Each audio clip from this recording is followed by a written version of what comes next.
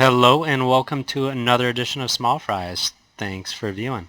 Today we are going to open up the baller box that I got from ChannelFireball. The first thing that came in the box was this Grand Prix San Jose playmat. I'm not actually sure what card this is. I'm thinking if anyone wants to leave what card this is in a comment, maybe I'll send you a few foils and open a pack for you or something along those lines. But just wanted to show you what I got and see if in the future this is something you might be interested in. So first thing here is a Nicol Bolas 100 plus card deck holder. Oop. So pretty cool. I think in general for these things, like if you just like to get random sleeves and deck boxes and whatever, it's kind of fun. If it's not something you need, probably not worth it, but I haven't really looked at the cards yet, to be honest, so we'll see what we get. The second thing we got are these Cuba majigs, kind of plastic sleeve things that you can put together, and I thought I put one together here. There it is. So they kind of go together in this little box thing, and because they're called Cuba majigs, not sure if they're supposed to be used for cards. I'll probably use this for putting some of my tribal cards in. Probably not a whole lot of value in those things, but they're pretty cool. The next thing I got is some Elspeth Ultra Pro sleeves, and for me, I like to sleeve things pretty generously, so I always like some sleeves, and as you know, I like white, just not as much. I know that white's not always the most popular of colors, and it's underpowered and whatnot.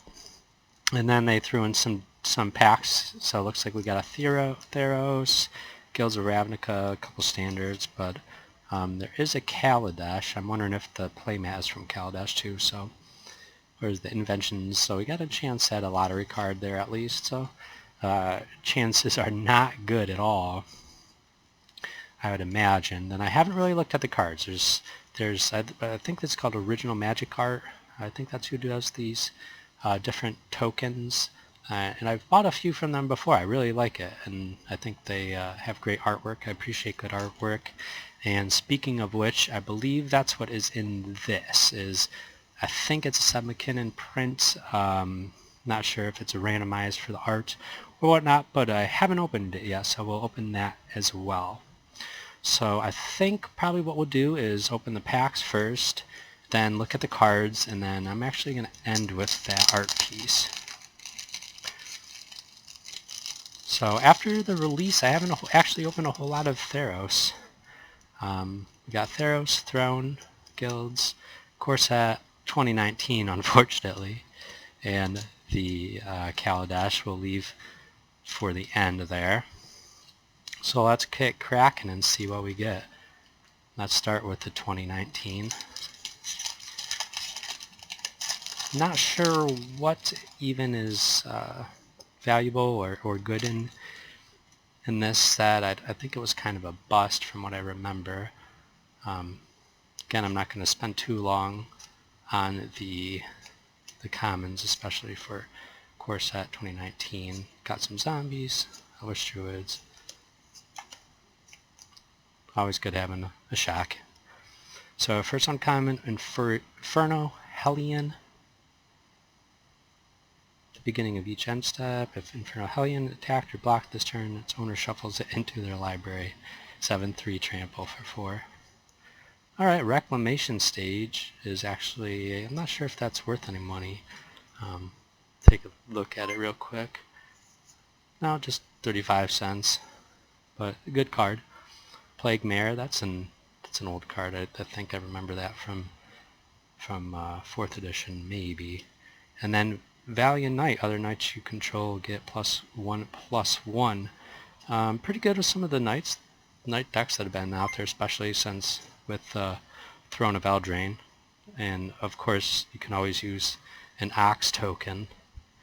But yeah, no hits on that 2019 pack. And so so the cost of the baller box was $60. We'll see if we get that value back or not. Not sure how much all these deck boxes and sleeves and whatnot are worth. It's I don't think they're worth too much, but nice to have.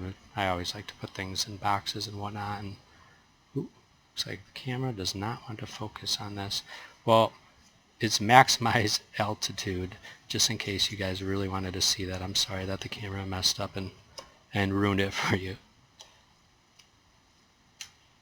Undercity, Necrolisk, Boros Challenger, Spawning Renewal, and a Gruesome Menagerie for the rare. So nothing great yet. Sorry, ChannelFireball. I know you're probably looking for some magical hits here, some spicy hits to emphasize how baller this box may be. But I'm interested to see what cards they threw into that the pile there.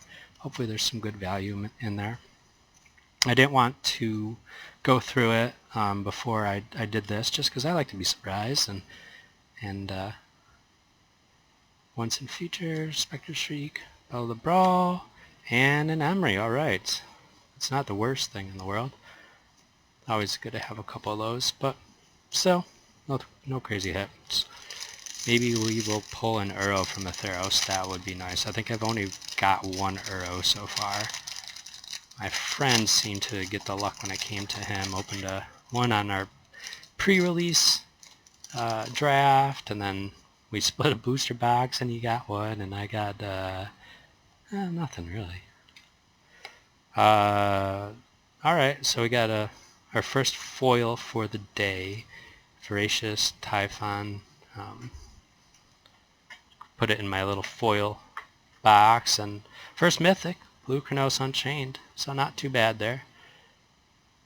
Wouldn't mind a play set of that fella. This must be like Japanese packs or something, because I don't remember the rares and mythics being first. Annex is doing some good work in those mono red decks, I believe still, and not really gonna spend too much time on the commons there. So final pack is basically gonna have to come down to this for some value.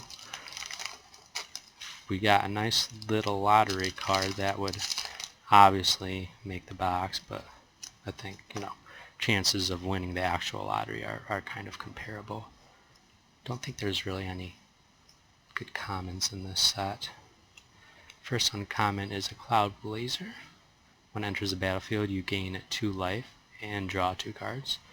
So, wouldn't be too bad, except for it's a 2/2 flying for 5.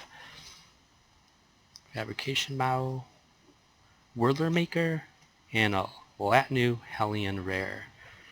Anytime I see the energy counter symbol, I just instantly don't care. But, ooh, nice! A foil rare Gonti, Lord of Luxury. So that's pretty nice. These two colorless and 2 black. Death Touch 2/3. When Gonti, Lord of Luxury, enters the battlefield, look at the top 4 cards of target opponent's library. Exile one of them face down, then put the rest on the bottom of the library in random order. For as long as that card remains exiled, you may look at it, you may cast it, and you may spend mana as though it was mana of any type to cast. So not too bad for 2/3 Death Touch. If you had flying, it'd be pretty special, but that looks pretty sick, and I like it, and so I'm not sure the value on that. Guess I can look it up real quick, but certainly going into my collection. About $3, $3.50, so not awful. As far as foils go, it's better than our first one. Alright, so that was kind of it for the pack, so no real big hits there, unfortunately, but I think you would just value the pack of the value of the packs for that, which is just some standard decks. So yeah, let's take a look at these original Magic Art zombie, like little -1/-1 counter thing there. Pretty cool zombie. the actor.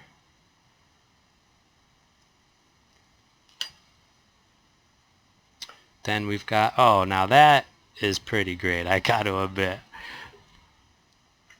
That, I don't know that I play any worms, but I feel like I just have to now just to use this 5/5 hologram worm token. It has that kind of Super Nintendo look, which I absolutely love. And yeah, that's really cool. And a goblin too. Now the goblin one you might actually use, and I know my brother has his goblin EDH deck, and I'm sure he would love to put this into it. Oh, I mean that thing is just spectacular. And a little anime elemental with it looks like she's sitting on a little cloud and has bells in her hair. Now that I don't think I would want. I don't want someone just walking around ringing all the time. That would drive me insane. But very cool, very cool. Nice little, I think that's kind of what's fun about getting these baller boxes and whatnot, is that you just don't know what you're going to get. And it's probably, it's up to you whether you want to pursue the value or not, but it's just fun getting something like this in the mail. I'm a sucker for things like this. So a couple of full art. Ooh, okay, quite a few. If anyone needs some swamps, let me know or some Yu-Gi-Oh! Energy swamps, I should say. Plains. Okay, so let's just get through all of these. Okay, so let me just say that this is not maybe the greatest of starts. I thought we were going to be going through some cards, and it's literally just full art lands. So there's that. I hope that was fun. But there's 2 cards and sleeves here. Let's see here. Twin Pillars of Adina. I'm not even sure that this is a magic card. I don't know what this is. If you have equal number angelic and demonic cards in your discard pile, yeah, so if anyone wants to also leave me a note on what game this actually is, that'd be great. And hopefully this is actually a magic card. Yes, Gideon Ally of Zendikar. So I've actually got this one, but that's foil and kind of nice, foil mythic, and it's nice to actually get something that's a magic card.